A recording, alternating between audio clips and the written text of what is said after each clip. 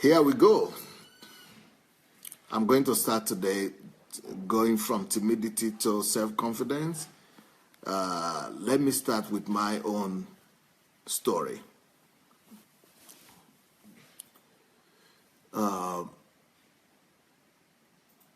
of you already know it. I told this story in some of my live broadcasts already, but this is directly connected to the topic we're addressing. Can you believe it that I was a very, very timid person? Very, very timid. Not just timid, but broken. Broken in self-confidence. Broken in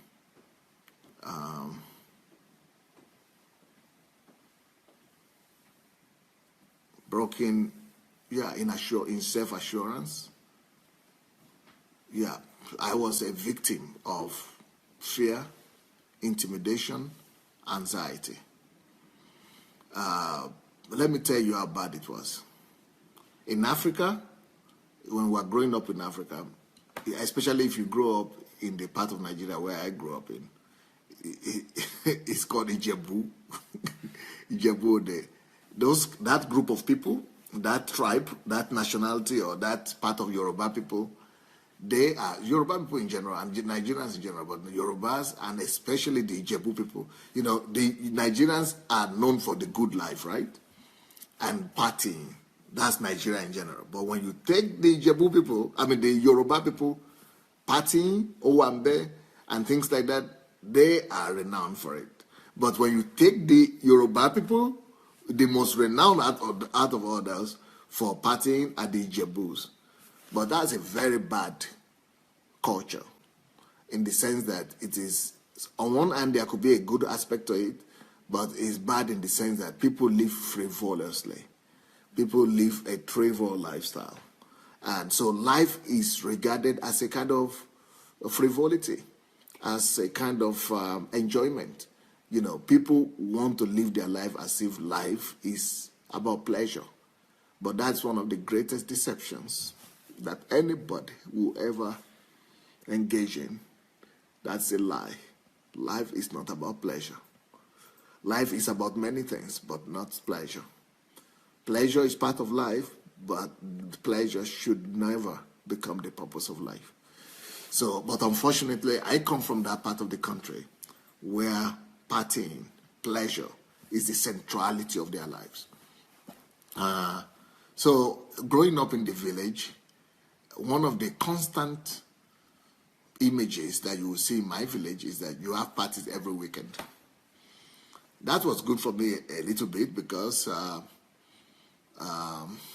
at least I could go there to eat.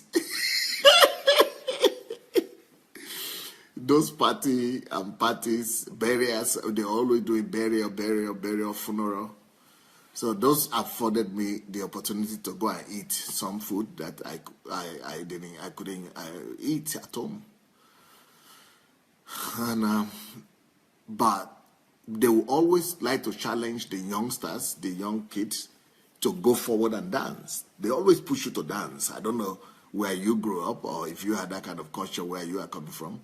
But where I come from and where I grew up, they will always make you to go dance. All the kids always dance. And it's like it's a normal thing to, even when the adults don't want to dance, they push forward the kids to dance. It's like everybody wants to look at the kids the way they dance. And even parents want to push their children forward to dance. All the parents want to encourage their children to dance. So dancing is part of the lifestyle of the African man.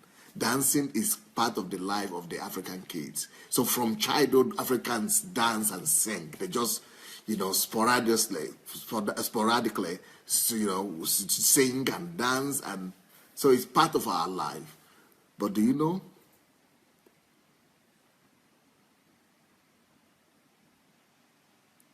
The only person who couldn't overcome the inner brokenness and timidity,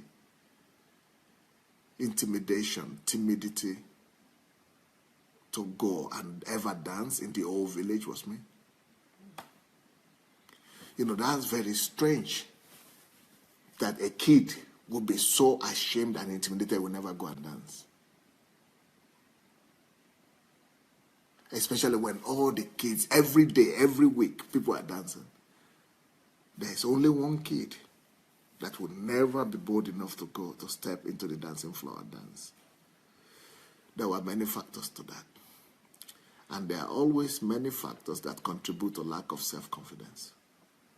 In my case, there were factors that contributed to this timidity and lack of confidence. So my personality was shattered and broken from my childhood.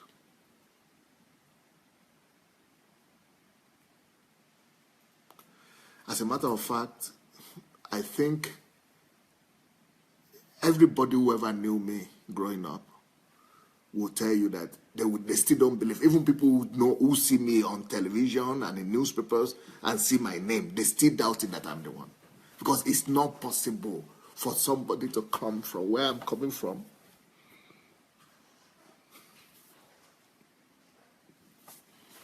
and become who I became. But that's the more reason why it's even more powerful. Because if I could become who I became from where I'm coming from, anybody can make it. Anybody can arise. Anybody can overcome. And anybody can break timidity. Anybody can also break lack of confidence.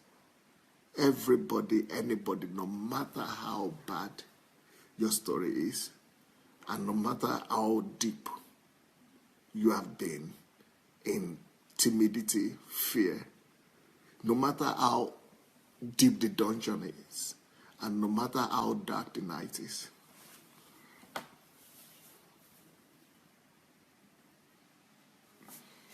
you can be lifted. And remember, I believe that you can be lifted and delivered without all those crazy deliverance ministries, without all those calling on the enemies to die, without all those calling fire down, without all those casting out of demons. But you can overcome it. And I'm going to take you step by step.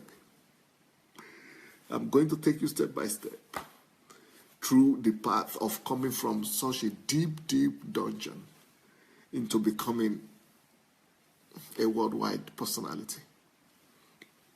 So, I guess you might be interested in knowing the reasons for my brokenness. I guess it might be helpful for me to let you know and to tell you why even as a child that was not aware of himself, I was not aware of myself, of where I was never aware of my story, I was not aware of myself as my country, I was not aware of anything, but the one thing I was aware of was my fear and my intimidation. Even though I was not aware of anything, but I was aware of this intimidation. This intimidation was holding me down bad. So where is it coming from? I think part of the intimidation and timidity is coming from the fact that my husband, my wife, my mother, out of all our siblings, she is the only one that was not sent to school. She's the only one that was not sent to school because all others were boys. And then the only other young girl that was there was my sister, who was the last born. So by the time she grew up, the time was better. It was in the 70s. So she was in the 60s or 70s. So civilization, it was already good. It was already well understood that girls should be sent to school. But at the point when my mother was growing up, they were not sending girls to school. That's our father. In our family, they were not sending girls to school. They would only send boys to school. That's I don't know where that comes from. That's just African. So my mother, she's dead now. My mother, not my grandmother, my mother now. I grew up with my grandmother, but even my grandmother never knew how to read or write. I grew up with her not knowing how to read or write. And I also didn't know how to read or write. Then my mother too, who is her daughter of my grandmother who raised me up, even my mother didn't know how to read or write. Even though our brother was a professor. Another brother was a graduate. And our sister-in-law were British, white people. And yet she couldn't speak English, even write or read in English, or even Yoruba language, she couldn't read and write.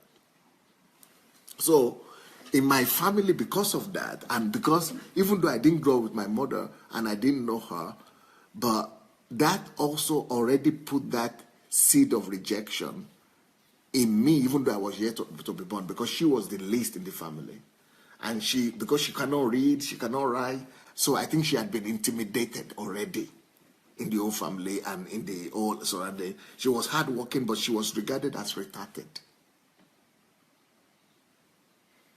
You know, people who are in the village and they don't go to school, they don't do anything, they can't read. You cannot tell them to do anything. You cannot ask them for any help. They are seen as retarded. Even though she's normal, okay, there are other people that are treated similarly. People who are paralyzed in the village, who will not go like this, or people who have foams coming out of their mouth, or who, that's the very similar way my mother was treated. So because of that, she could not marry on time. Because in that village and in my culture at that time, ladies marry already by the age of 20, 21, 22, you already married. In the case of my mother,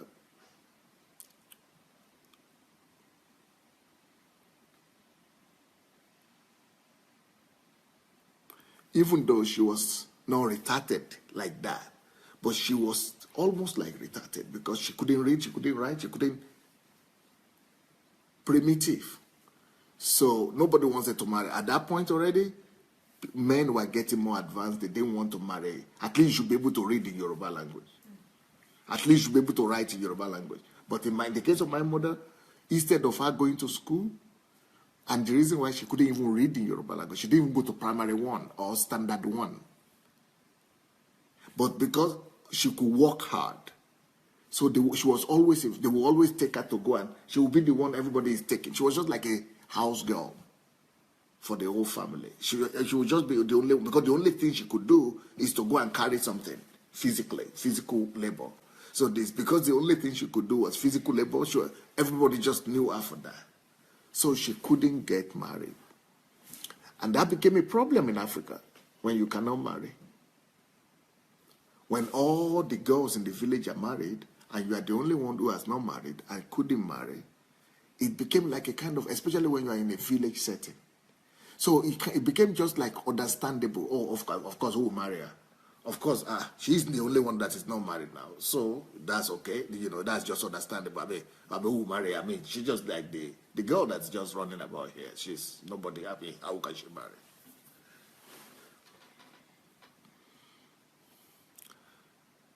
As a result of that rejection, so she was an epitome of rejection.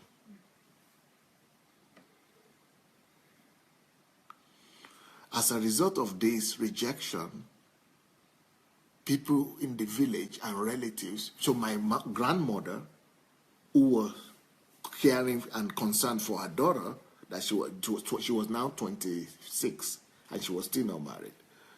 And somebody approached her from, I was living in the village of Idomila, but Ijebu is the bigger city near our village. So just an acquaintance from Ijebu, from the bigger town, came to my grandmother and said, oh, we have a son also who is also like treated and retarded. And he too couldn't find a wife.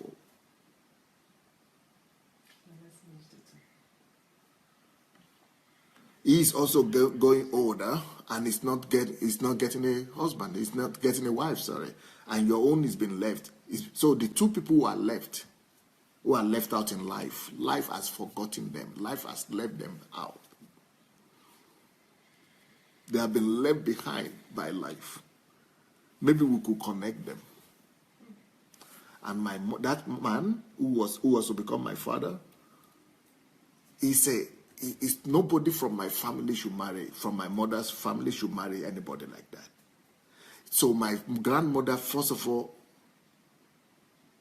was against the idea, because it's a shame and an embarrassment that as daughter will go and marry that kind of man.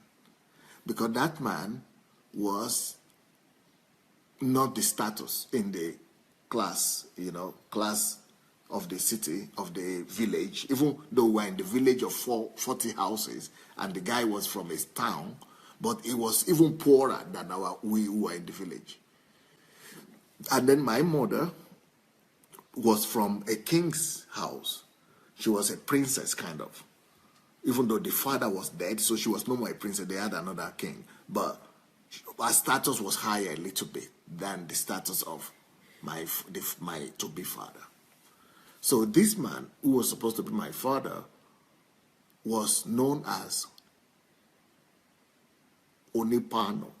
Onipano, I never even heard of it apart from him. That is the only time I've heard of it.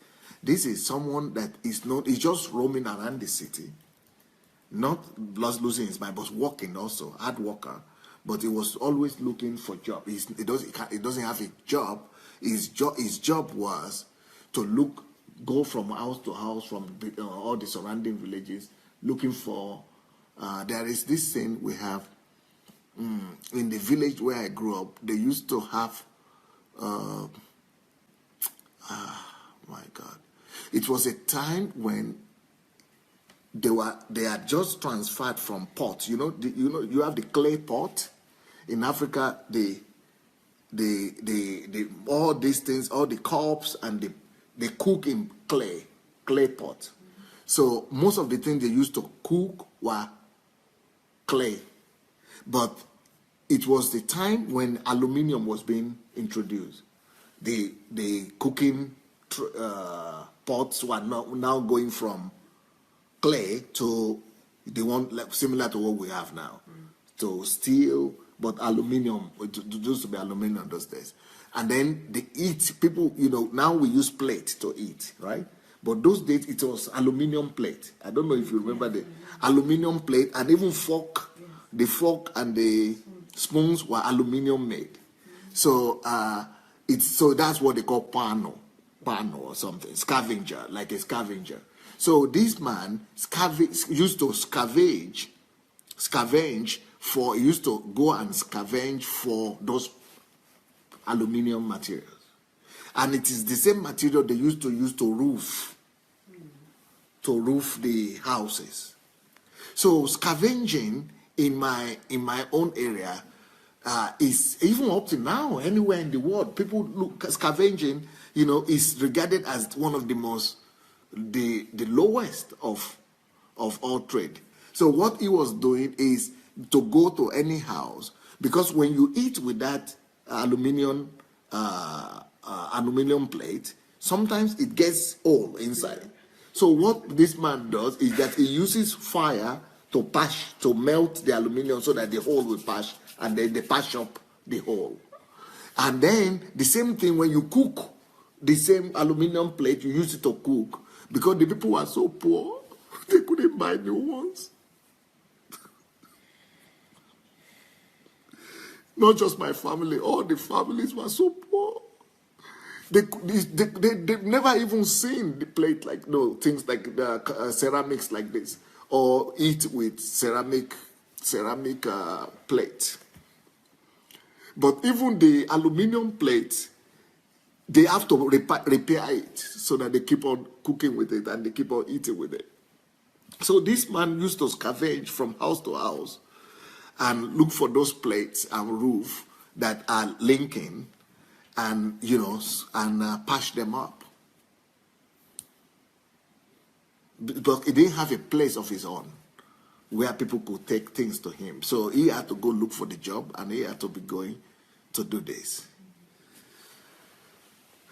So he was really regarded as, because he was going not to normal he was going to the rich. You know, the normal family would not use those things anymore because they were using fire. They were putting fire under it, you know, using real wood to do fire. So it is those kind of people he was going to. No stove. People didn't have stoves or who didn't have anything like that. People were just using firewood to.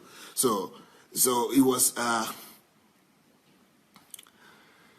Yeah, so he was always going between all the poor people. So he was poorer than the people he was repairing things to, because the poor people he was serving were the ones he depended on to his own livelihood.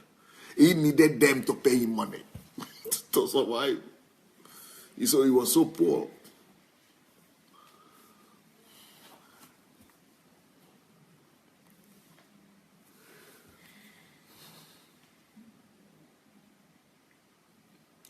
So at first, my grandmother just looked at the man. He didn't have anything. Didn't have a house, didn't have a home, didn't have anything. Just roaming about from one place or the other, looking for those aluminum plates and patching them up.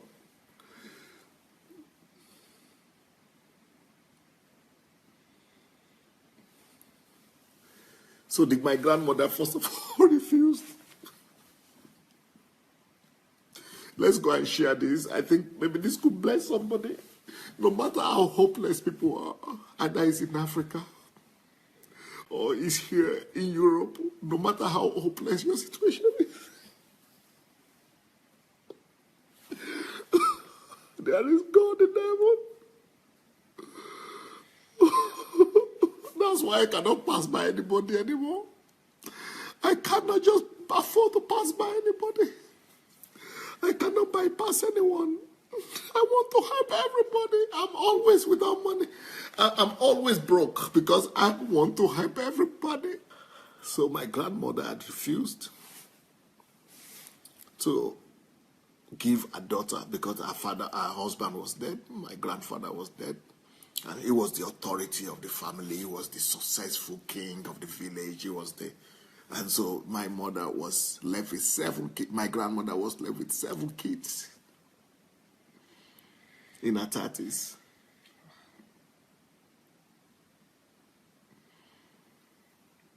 So that even made things worse for my mother, because my mother now became the only person who could just help her.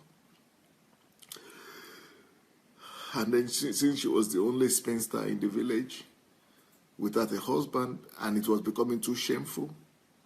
So my grandmother had to agree to give her out in marriage to that man. But who has taught the man? It's now that I'm thinking about it. Who has taught him? The only thing he knew was rejection.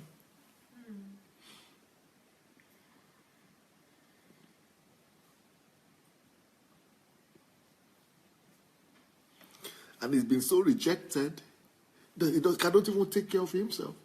He couldn't even provide for himself, talk less of growing a family or taking care of a wife.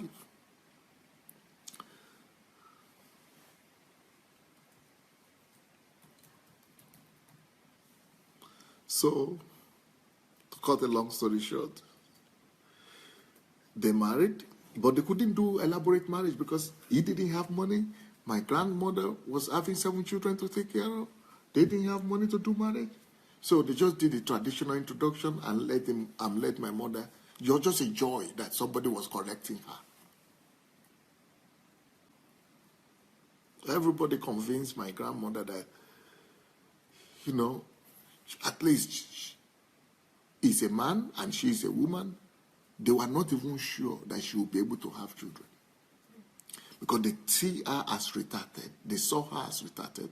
And they thought she's been so pushed down, she's been so retarded by life and by everything that even her womb might not be able to carry a child. So they were not even sure, but they were just saying, maybe, you know, because to them, the purpose of life in Africa, most of them, is children. So they were just saying, let her go to the husband's house. Maybe, you know, she will be able to bear a child or carry a child. or have a descendant. Then, because even though my mother was hardworking, but she lacked understanding. She was not smart according to, she only knew how to go and walk and just walk. She was only a labor force, but she was not smart by thinking. And even my father too was not smart. They couldn't read and write as well.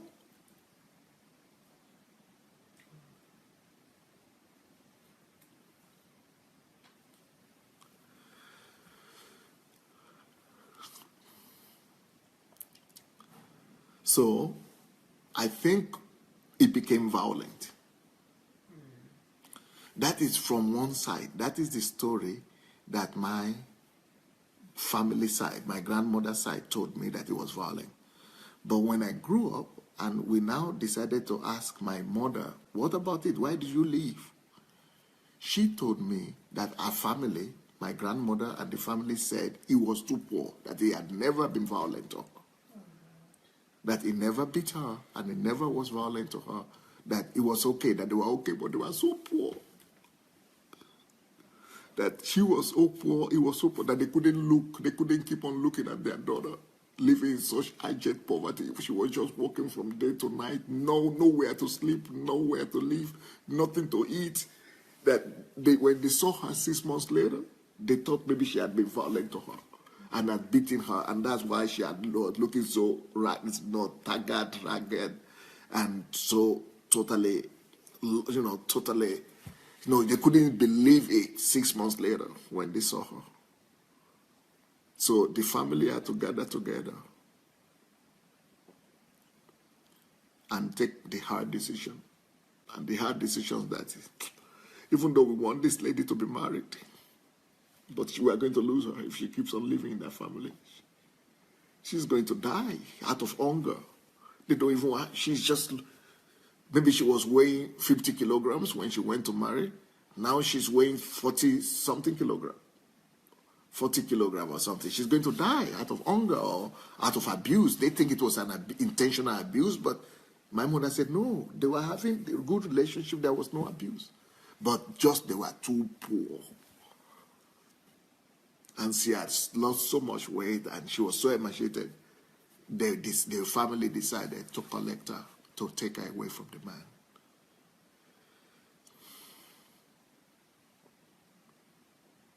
Another level of rejection right there. But she wanted to stay. She said, it's okay, I love him, I like him, it's okay. Only he's poor, he cannot take care of me. It's okay, let me stay in my family. Let's try together, let's work together. Let me build my family. But the people knew that she was going to die. So they took the hard decision and took her away from the husband and told the man that no way, we are never going to collect. We are never going to give her back to you, but it's just not worth it. Which was what saved her life and saved my life. Because by the time she got back home, they discovered that she was pregnant.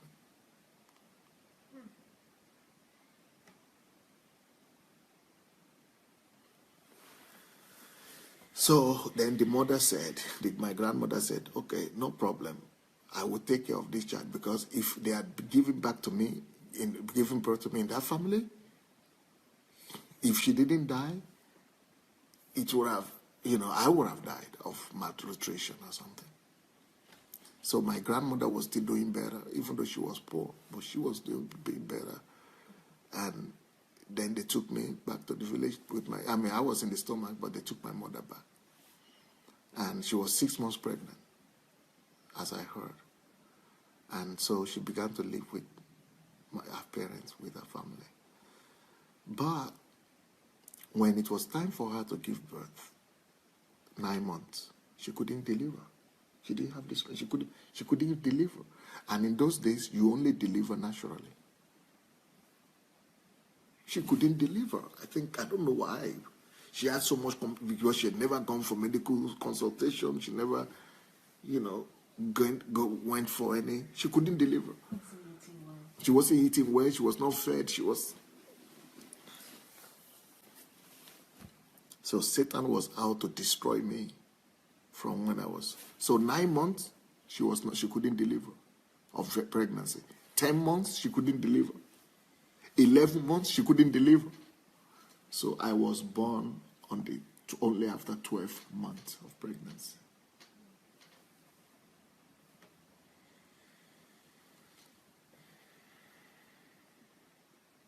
And I didn't die.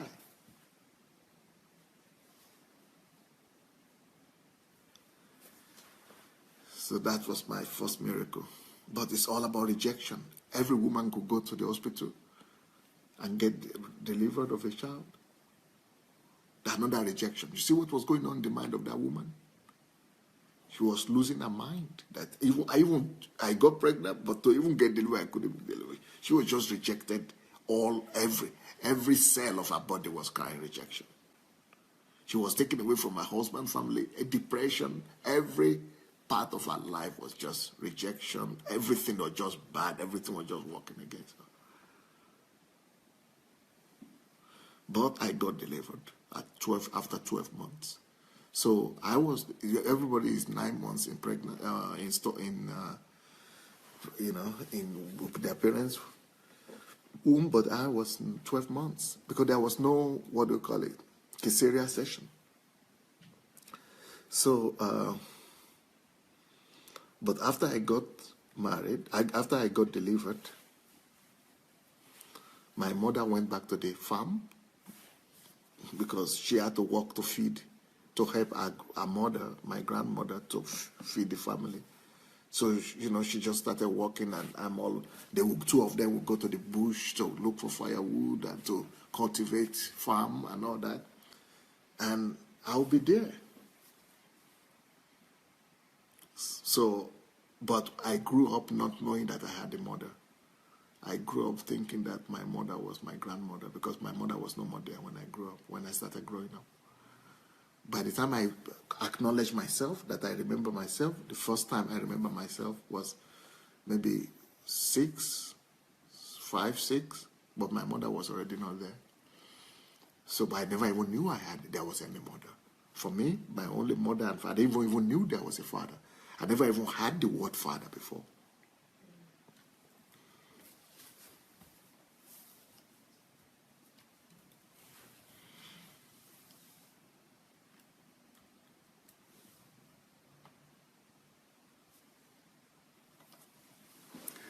It was later that I discovered that, because later on we asked while I was already here, so a journalist went to ask my mother, why did you leave him?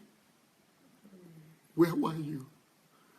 And she said, when I was 3 years old, that because it's also an insult that she's still unmarried in her mother, to say you are in your father's house or you are unmarried in your father's house in our place is like a disgrace. And she was going to be 30 years old and she was not married in her father's house. So they arranged for another person. Some people arranged to take her. So she was given away in marriage. But to another state, that was Oyo State. So she was far away from our state. So she was gone. She was gone. And I never got to see her.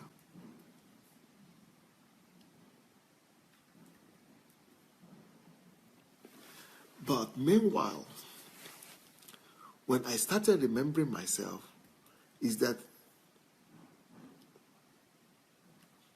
my mother used to get into fracas, into arguments, quarrels, and fights with people in the village.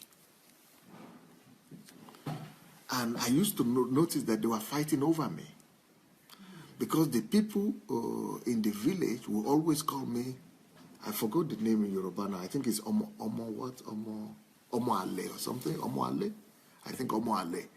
Meaning, basically, I know the meaning, I know what they call me, I can't remember the word in Yoruba, but it means basically that bastard, a child that is just roaming about in the village without a responsibility, bastard, bastard.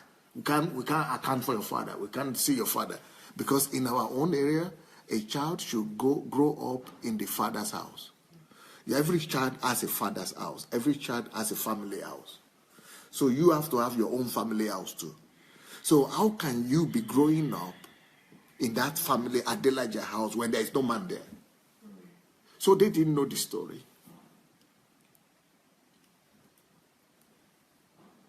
So a child appeared without any man in the house. In our Yoruba culture, that is not done. That's a curse. That is like prohibited. Because even in our Yoruba culture, even if you commit adultery, you still have a reference point. For example, if you are not married, you are a single woman, there must be somebody who impregnated you. And normally that person who impregnated you takes you as a second wife. That's why they have second wife in Yoruba land, third wife, or fourth wife. In Yoruba land, they have multiple wives because they shouldn't leave a woman that you have impregnated. You cannot leave her in the street. If you are left in the street by yourself, and the family of the man who impregnated you has to take you back, even if the man doesn't want you. That is the culture where I grew up. So for you to be left alone with a child by yourself and give birth, and you have to go to your mother's place, and you and your mother going back raising that child, that means you don't know the person who you have the child for. Or it means you are so promiscuous that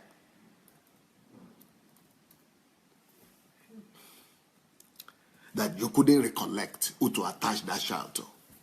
Because in those days, they didn't have DNA test or blood test. They didn't have those tests in the village. So it is those kind of children they call Omo Ale or something. Omo Ale. Omo Ale is different. That is like my countryman, compatriot. But Omo Ale, I think they call this one. So they used to call bastard. Bastard, that's to discourage, is an attempt to discourage that practice. To discourage the practice of promiscuities among women and girls. And to be able to, frown against it, to say, no, it's not accepted in the culture. So the culture does not accept that.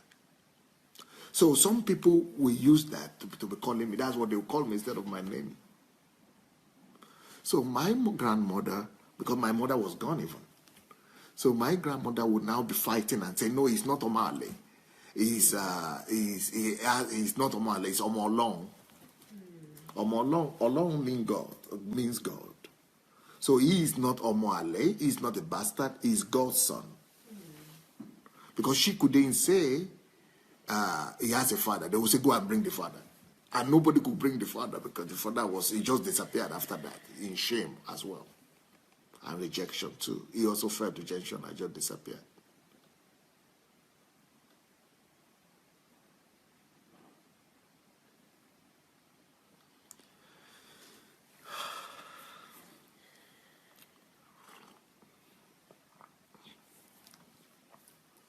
So as a result of that, my grandmother gave me my name, my real name. And you know what my real name is? Olorunwa.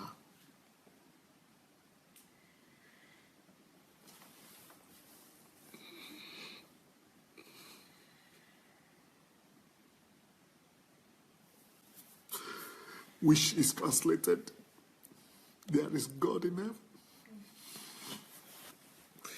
There is God in heaven. There is God in heaven. So each time they will call me Omo Ale or bastard, she will turn around and say, Olorunwa. God will answer for you. God will speak for you. You are not Omo Ale, you are Omo Olorun. You are not Omo Ale, you are not bastard, you are God's child. That is how my name came about. Olorunwa, God, there is God in heaven. Or in Europe, in Nigerian English, they say God day.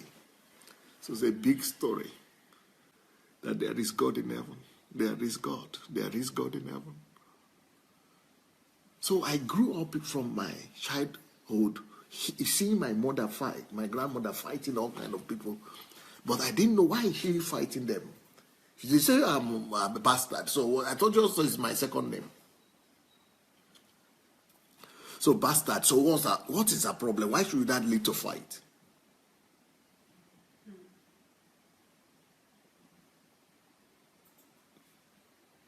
But she was fighting the stigma. She didn't want me to be stigmatized.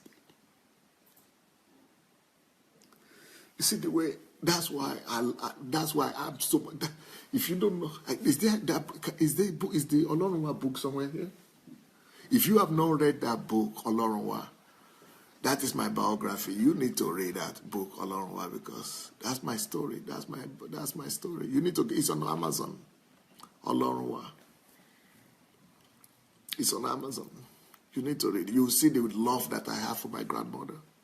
And when she died, when I was 16, it shattered me, it broke me. But I will not talk about that right now. I'm talking about confidence. So everywhere I would go, I knew that I am Olorunwa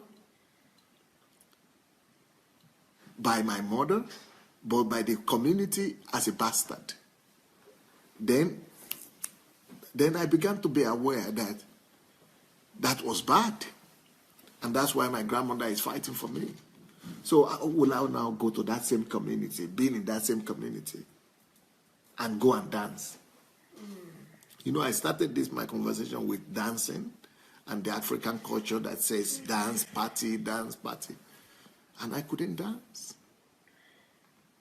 Because even before I was born, that rejection seed was already deeply sown in me.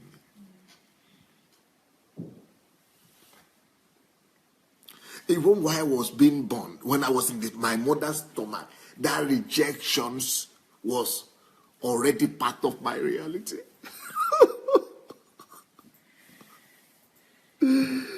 Both from my mother's side and from my father's side.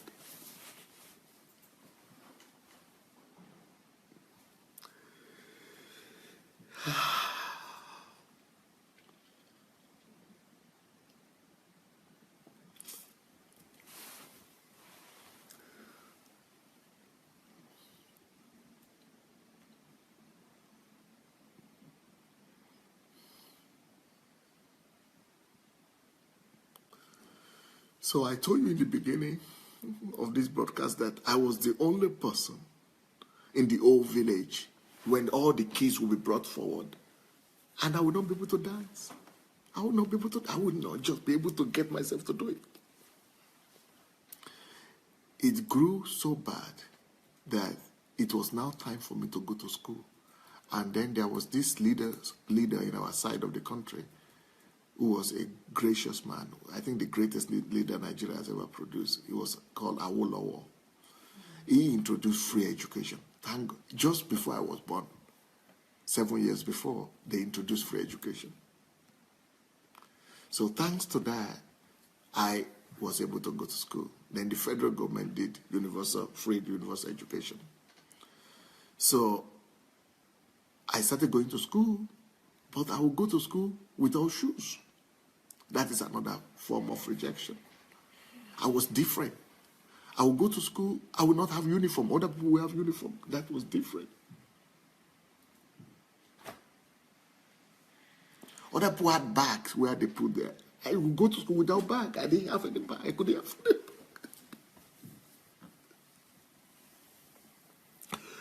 Other people could carry books. I never had one book. I would just be going instead. So when they were now teaching me that I have to read. So they taught me, even in the house, my relatives and everybody was saying, they were teaching me to read. A, B, C, A, B, B. I mean, that is Russian. So sorry, I forgot Yoruba. But it used to be Yoruba. They used to be ABC. So, and I knew the ABC, but I couldn't just get to put it together. My mind, because from when I was 3 years old, because my mother was given away in marriage, I became the only one left with my grandmother. And where would she take me? She would always take me with her to the farm. So at 6, everybody, it was like a rule. Everybody had to be given away to school. So you have to be going every day. So I was going to farm every day. So after school, I would just go back to farm. So I didn't even, knowledge, to cut a long story short, I was the only one in the whole school who could not read. At 6, I couldn't read. They tried. All the teachers were just beating me. The only way, their own way of trying to get me to be brilliant is beating me. Okay, when I was 6, there were a lot of us who couldn't read. At 7, there were fewer who couldn't read. At 8, maybe we were one. I was one and the other person who couldn't read. At 9, I was the only one who was left who couldn't read. Because the rejection and the complex was so strong.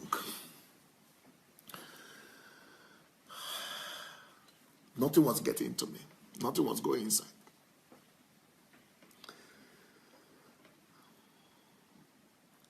To cut the long story short, I could not read anything. Even Yoruba, I couldn't read. Talk less of English. I could not read till I was 10 years old. And at 10 years old, people were already finishing primary school. And I still couldn't read. But at 10, something changed. That's another story, how I began to read and how that happened as a whole different story.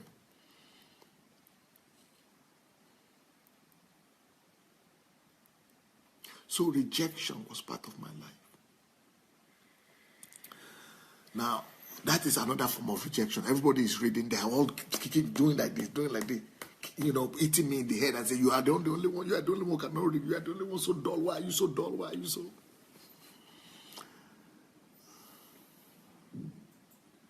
They didn't know that maybe they were supposed to have individual approach to me.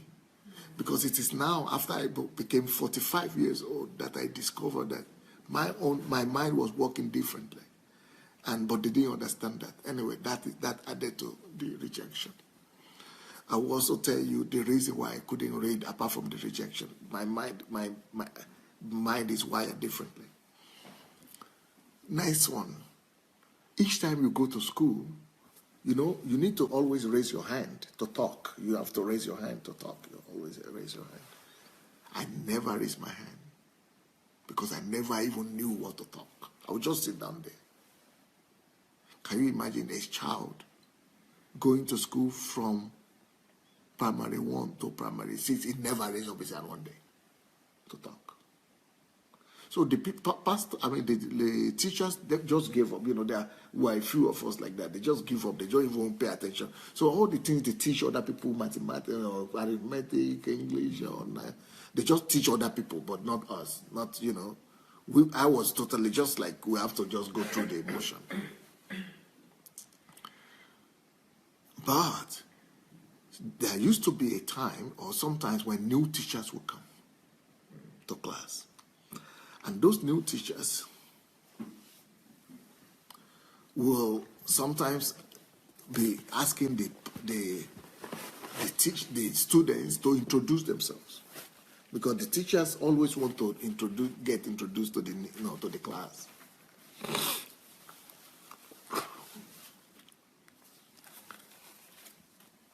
Now, why am I taking my time to tell you all these stories? Because this will show you that I have the moral credential to teach about this series. This will tell you that that I'm teaching you about self-confidence, that I have a story that is connected with confidence and timidity. That if I could become who I became, and if God could help me to turn this around, that I could be able to help you as well. So I want to start with my story, tell you everything the way it is, not hiding anything. And then I will tell you how I overcame it and the principles that I discovered as a result. So another form of intimidation and timidity that I struggled with was each time a new teacher comes to class. Oh my God. Because they will tell you to stand. And for me to stand, if everybody is standing, it's okay. But if everybody is sitting, for me to stand, it will be as if 1,000 eyes were on me.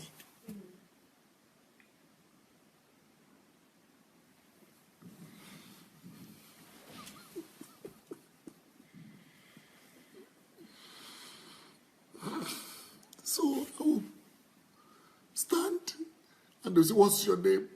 Just to say my name. My name is begin to shake and cry and shake and cry and weep.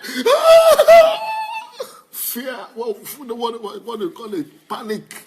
What do you call it? Priesthood. Panic attack. Panic attack. My name is just a Sunday Adelaja. I couldn't even get there.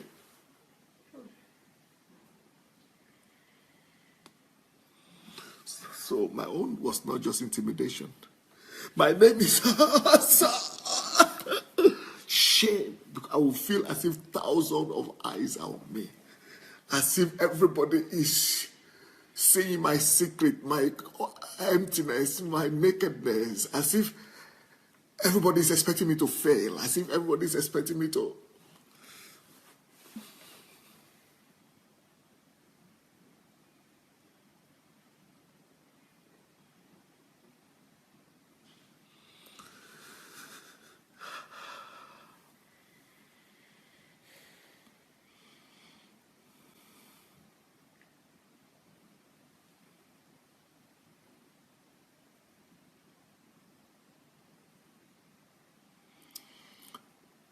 This followed me, this panic attack, till I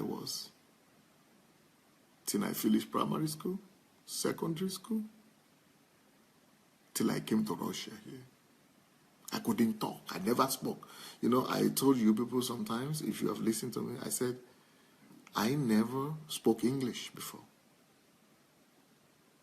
Not because I was not going to, we were not being taught in class. We were being taught in class. But I didn't have the confidence to ever even open my mouth to speak English. Anywhere. I never spoke. So this led to a deep anger in me. Because aggression, I was so aggressive. If you read my book, Olorowa, you will see the stories I was telling of how difficult I was, how stubborn I was. I was so aggressive. But I was only showing the aggressiveness to my grandmother in the house. Because that is where I was a hero. That's where I could be myself. Every other place I was beaten down. But here at home, I could vent my anger. I could. The only way to express myself was like that. Even though inside me, when I'm sober, I was seeing a sacrifice. I was seeing everything she did for me, she was doing for me. And I was always telling myself, I will grow up and reward her. I will become somebody. I will become this and that. And I will pay her back.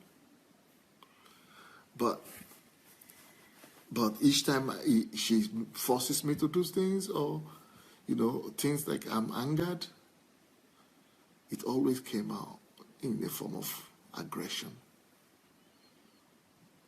So the person who sacrificed the most for me, who loved me the most, was the person who suffered the most from my hand.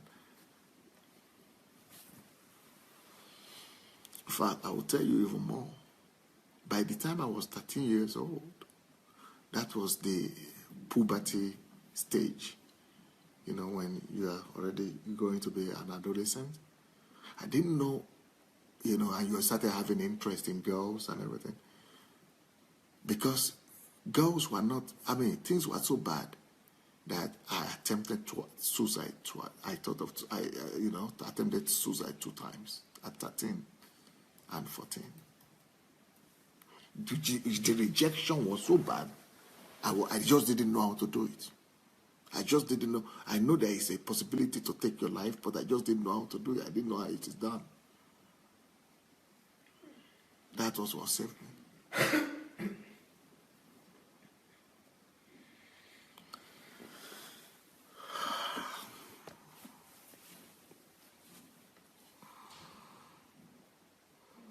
That is another factor that I said, like I've said. So if you are saying that something is holding you back from becoming who you should become, or you have intimidation, you don't have intimidation. If you think that you don't have confidence, that is nothing compared to what I used to have. Some people are saying, oh, I cannot start my own life program. I cannot go to do something. Huh? You don't have problem at all compared to what I used to be or where I used to be. But finally, I'm going to show you something, the last thing, that was the reason for even greater intimidation. Okay, before I say that, let me mention some. Number one, the people in our area were always wearing, in New Year, every New Year, Christmas and New Year, for some reason, every family always saw clothes in our area.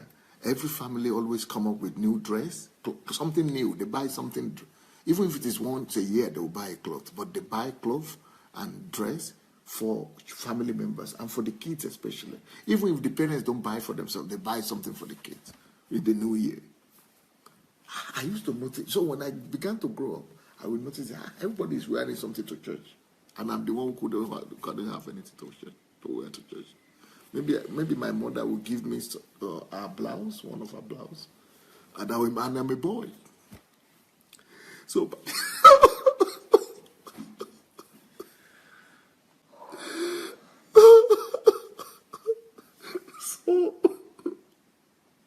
I used to be ashamed that I'm a boy and I'm wearing my mother's clothes.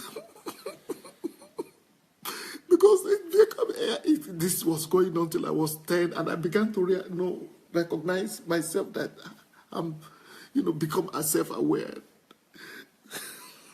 So, talk about rejection and intimidation and lack of confidence.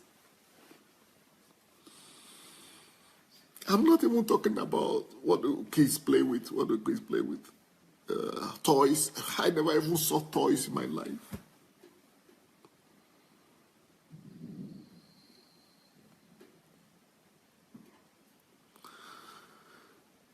My toys were sound, grand, land, just land. I never even saw sweet or candy. I would be eating sound. For me, sound was my dessert, was my sweet sound. Just grass, just go anywhere. I would just remove the stones and the ground, just the sound itself. I will be eating sound. God is my witness. When I'm tired of eating gari, because the only food I was ever eating was gari. In the morning, I will eat gari, turn into like in an eba form. In the afternoon, gari with water. Then in the evening, like eba form again. All my life, all year long. There were exceptions, but that's the main basic thing. So when I'm tired of that, sometimes I just feel like I feel even better to just go and eat sand. And I swallow it. I just enjoy it. It was my dessert. It was something different. It was just to get something different. I'm talking of dirt, just dirt. The one where you walk in the street in your territory, yeah?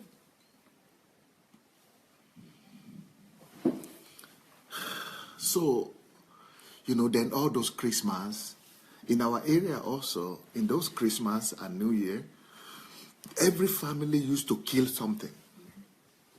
Either most families who are well-to-do, they will kill a ram or a goat or a cow only one family had a cow, but we didn't have anything. Our own house was the only one that was not killing anything. Then the very, very poor family, at least they will kill chicken.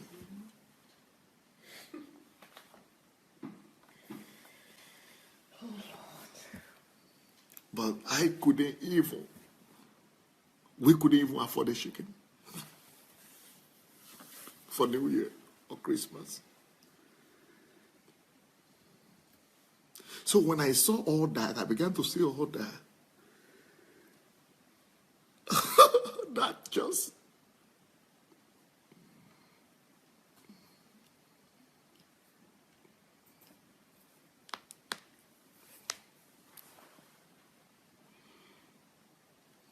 So it added to the rejection and intimidation.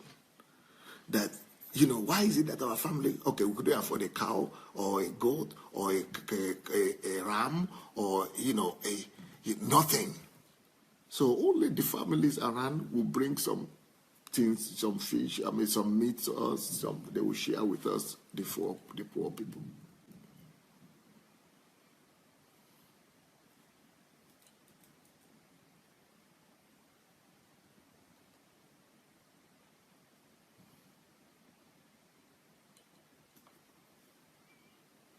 Yeah, if you want to read more of my story, go read it. It's in the book. It's called Olorunwa. It's on YouTube. It's on Amazon already.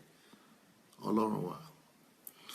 But to make things worse, the worst thing I'm reserving for the last, which added to my rejection.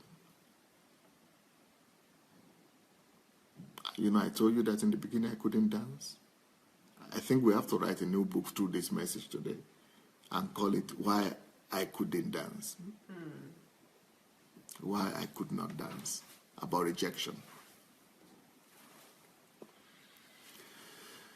So, another biography.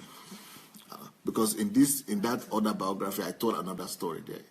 So, in the Olorunwa book, I told another story. But this one is a different side of the story. More details here. More details. So, but the thing that couldn't really make me, one of the things that brought the greatest rejection to my life was, they will always invite the village, like I said, to parties. And I said I never participated, I couldn't dance. I will always go there, but I couldn't dance. So they will always invite, my grandmother, who was my mother, will always take me to all these parties. But I didn't have clothes. Or I would just wear one of our clothes, just the top. Nothing under, nothing, just hanging on me like this. But when there is nothing happening, no party, I'll just go in the village naked, just with a big stomach, and just. But while I'm going, even to the farm, no clothes, just big stomach, no clothes, no shoes, nothing, no socks, no underwear, no pants.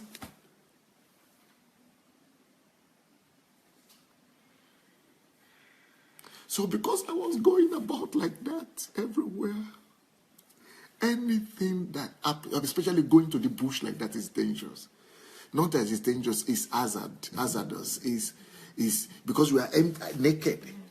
So because of that, and now I'm going to show you the most scary thing that I carried all my life. And was one of the greatest source of intimidation and rejection that I suffered. Because of that, Vernice Vovremerasha, Panela, because of that rejection, what happened? Because of that situation, not having clothes, not having shoes, what happened is that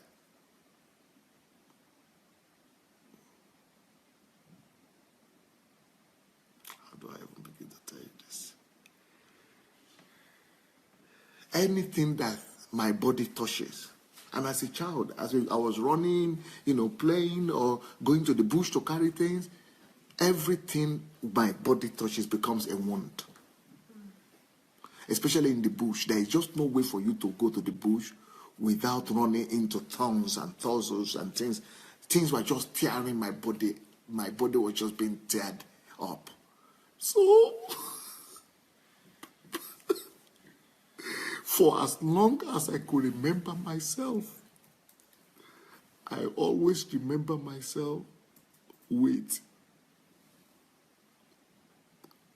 wounds, smelling wounds that are not healing up, that are not being cured, that are always a minimum of 200 wounds. I always remember from the time I could remember myself, maybe from the age of 5 or 3 or 5, 6. So I always remembered that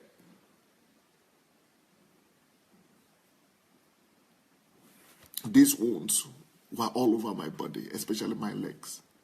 And they were always smelling, and they were not healing. They were not healing. So come and take I want to show people, come and take this camera, and I'm going to show you now so that you see that I'm not lying to you. Because when I show my people here,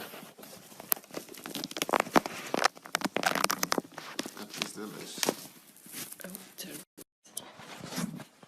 see. Package meia, should I need the meia?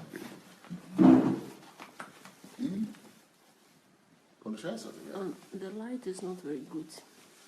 Those not be that probably bleachers to those. Can you turn on the light? Another light, just yeah, now we can see. Come here.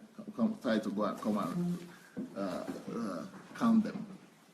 How many can you count? Here alone, nationally, some of you can, on this leg alone, you can count more than 200.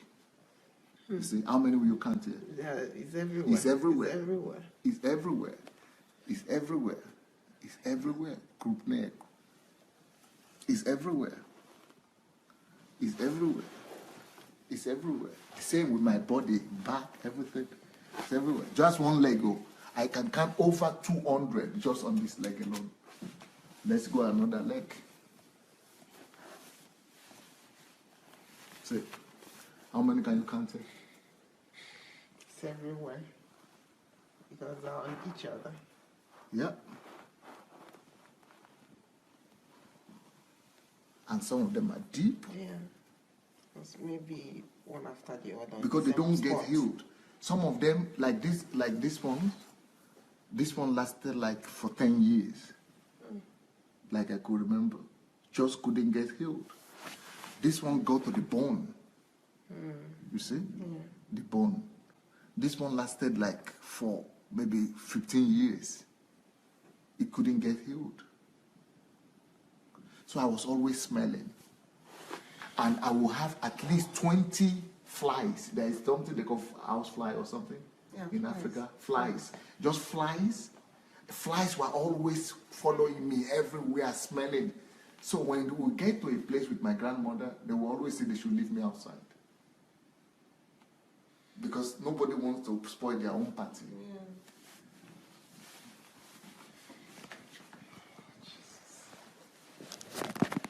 Ustanowi apartment.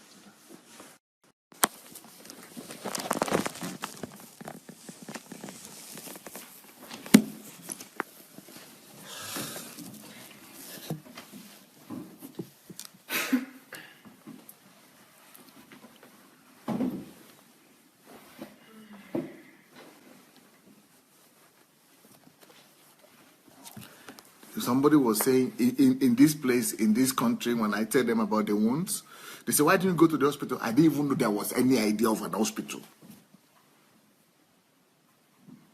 In my place where we grew up, there was no one. There was nothing like hospital. We didn't have any concept of hospital. There was hospital in the town, but who goes there? We don't even know what is the requirement to even get there. Sir. We only know you are taken there when you have an emergency or something bad has happened. But this was not something bad. This was, I could still walk. I was walking. So the treatment I would do for my wounds, were I would take ashes, because we used to cook with firewood. So we just take ashes and put ashes on them, and it becomes worse. Then sometimes, sometimes some people will have mercy on me, come from town and see me smelling, then they bring bandage. So we just bandage it, no treatment, nothing. But by the time you remove the bandage, it opens the wound.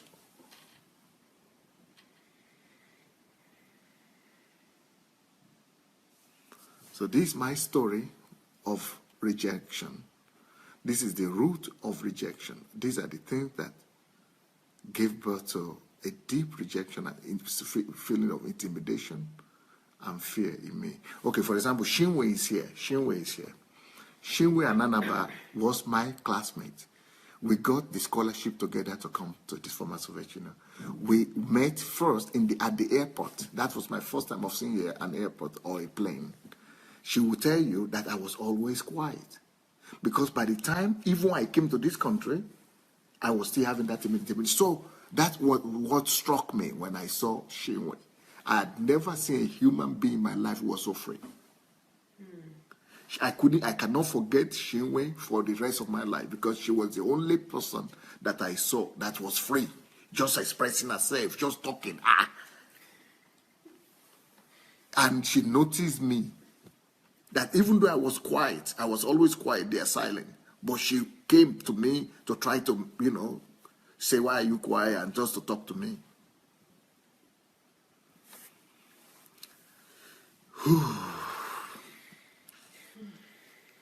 We are talking about going from timidity to self-confidence. That is my story. You see, but the thing is that from my background, from the story that I told you, you will know that there is no chance, no human chance. In fact, I've been all over the world, and I've seen Africans and Nigerians everywhere, but I've yet to meet every human being in Europe here that has gone through, that came from the same background that I am coming from. To get a scholarship after that is just not possible. In fact, to finish secondary school after that is almost impossible. Then to be able to win a scholarship and become one of the best in the country, it's just like, it's not possible. How do you go from there to becoming the best in the country? So each time I preach, you understand with the word passion I preach. Every word I put my life into it. Every word I put my energy behind it. Because everything is true for me. Everything is so real. Now you understand why I'm committed to Africa. And when I go to Africa, I don't want to go and do religion or church. Church and religion is not my priority when I go to Africa.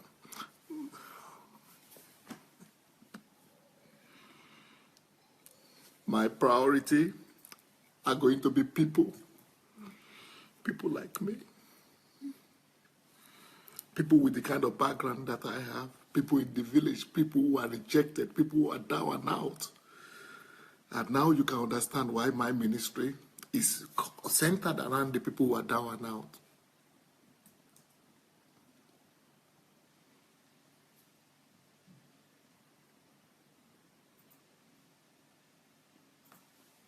Now you understand why I cannot pass by any human being. I don't want to. I can't. Why I'm always with people, why I'm always hugging people, why I'm always happy with people, why I'm always...